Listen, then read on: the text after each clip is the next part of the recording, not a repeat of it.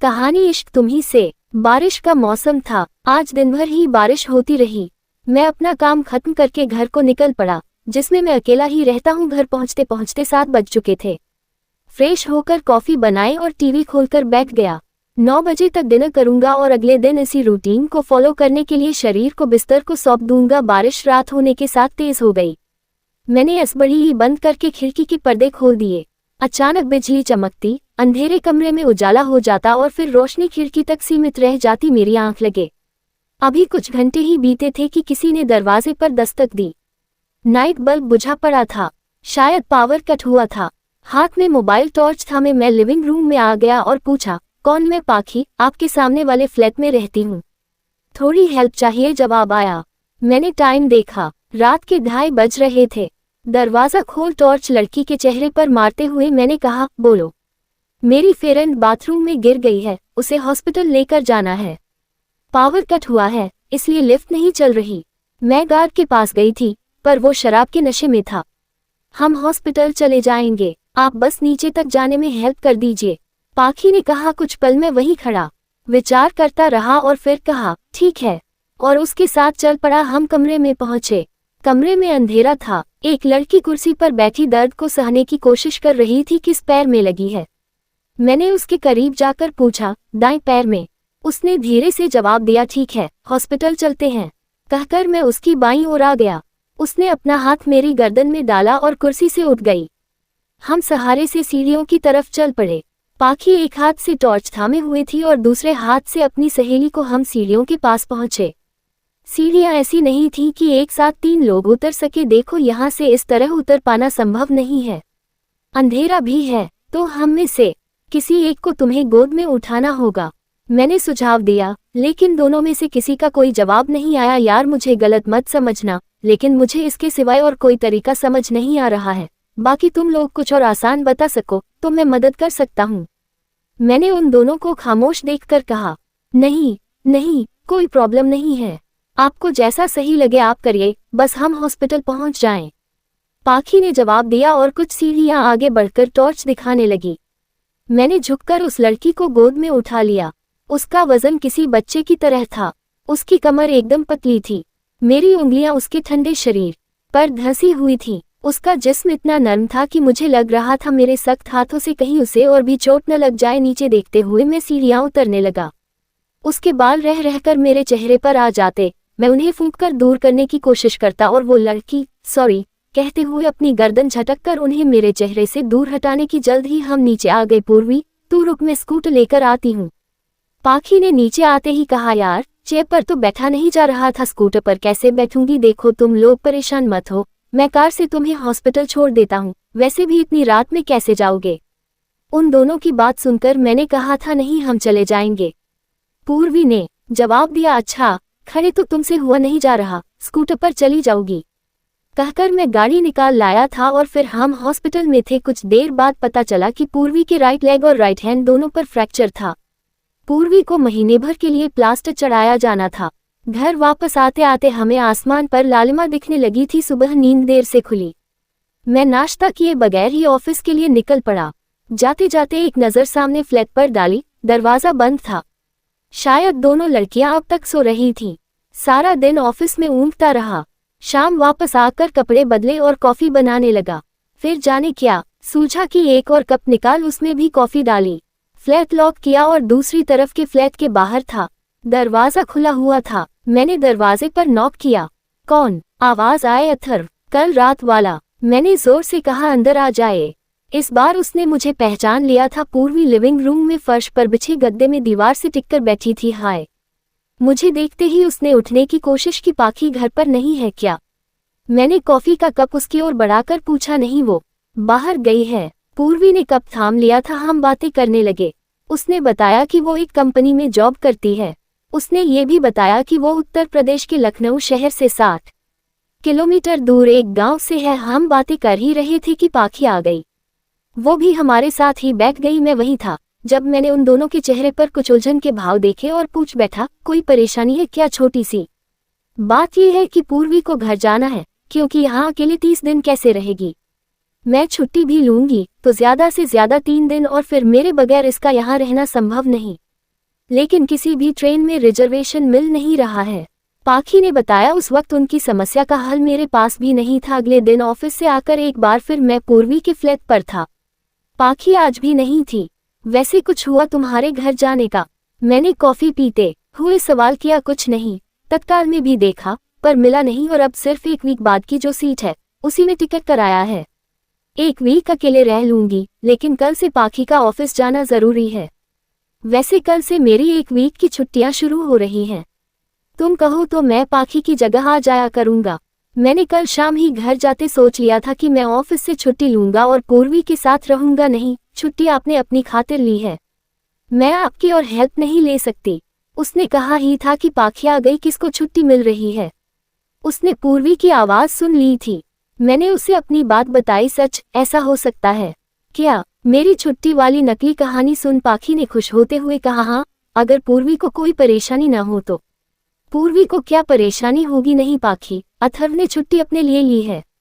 पूर्वी ने पाखी को टोकते हुए जवाब दिया। अरे पर उन्होंने कहा ना कि उन्हें परेशानी नहीं है और फिर कुछ दिन ऑफिस जाकर मैं 1-2 दिन की छुट्टी ले लूंगी और अथर्व फ्री हो जाएंगे। पूर्वी अब भी मेरे फैसले से खुश नहीं थी, लेकिन मैं उसे कैसा समझाता कि मैंने ये छुट्टी सिर्फ उसकी खातिर ली थी। अगले दिन सुबह मैं किचन में था जब पाखी आया। अथर्व, मैं ऑफिस जा रही हूँ, आप प्लीज 1-2 बार पूर्वी को देख लेना। उसने बाहर से ही आवाज दी और चली गई। वो पूरा दिन मैं पूर्वी के साथ ही रहा। हमने साथ ही लंच किया। शाम फ्लैट पर लौट आया। अगले 2 दिन इसी तरह बीत गए। सुबह पाखी के जाते ही मैं पूर्वी के पास चला जाता और शाम तक वहीं रहता। वक्त कैसे बीत जाता मालूम ही नहीं पड़ता। 2 दिनों में साथ रहकर मैं और पूर्वी अब करीब आ गए थे। तीसरे दिन ऑफिस से आते ही पाखी ने एक खबर दी जिसे सुनते ही पूर्वी उछल पड़ी थी और साथ ही मैं भी। उसने कहा, पूर्वी मुझे ऑफिस के ग्रुप के साथ 2 दिन के लिए बेंगलुरु जाना होगा। क्या, कब और मैं कैसे रहूंगी तेरे बगैर? कल ही जाना है, सिर्फ 2 दिन की बात है।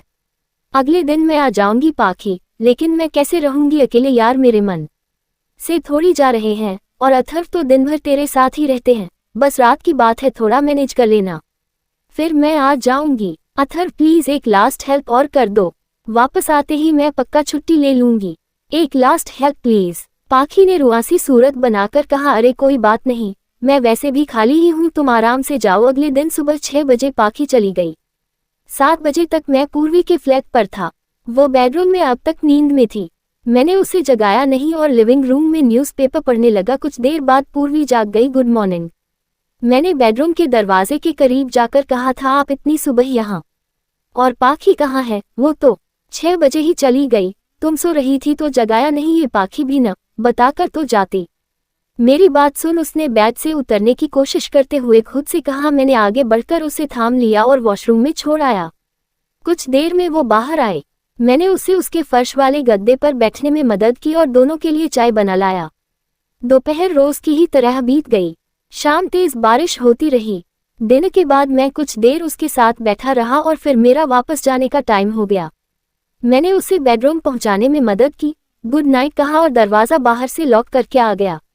आधे घंटे तक सोने की कोशिश करता रहा, लेकिन नींद आई ही नहीं। मैं फिर से उठा और पूर्वी के फ्लैट पहुंच गया।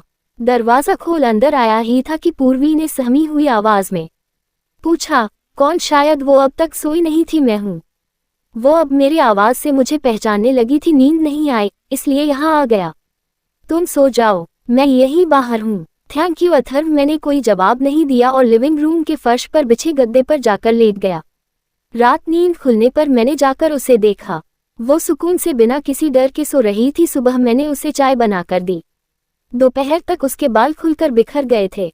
वो उन्हें समेटने की कोशिश करती, कभी कानों के पीछे लपेटती तो कभी गर्दन के। उसका हाथ चाहकर भी ऊपर जा नहीं रहा था और जब मुझसे उसे इस परेशानी में देखा नहीं गया तो मैं जाकर कंघी उठा लाया, उसे अपनी तरफ खींचा और उसके बाल समेटने लगा। इस हरकत के लिए उसने मुझे कुछ नहीं कहा था। उस रात खाने के बाद हम दोनों उस छोटे गद्दे में बैठ मूवी देखते रहे।